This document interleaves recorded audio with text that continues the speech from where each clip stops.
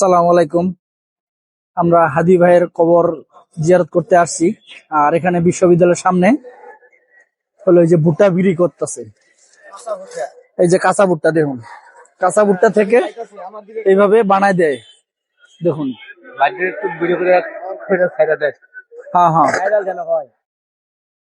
এই যে কাঁচা ভুট্টা খাইতেছে। এই যে গাপ্পার গাপ্পার কেমন স্বাদ, তোমার অনুভূতি কিরকম বলো? আমি কাঁচা ভুট্টা কখনো খাই নাই, এবারে প্রথম। নতুন অভিজ্ঞতা, ভালোই লাগছে।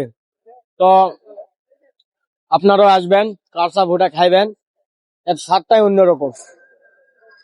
এরা এমন যশোর থেকে, সাতক্ষীরার থেকে, কুষ্টিয়ার থেকে, মানিকগঞ্জের থেকে, নকশিন্দির থেকে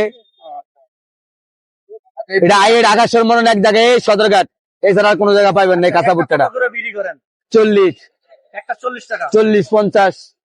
আপনি কি সবসময় এই জায়গায় থাকেন? সবসময় জায়গায় থাকেন না? হ্যাঁ। সবসময় জায়গা পাওয়া যায়। হ্যাঁ।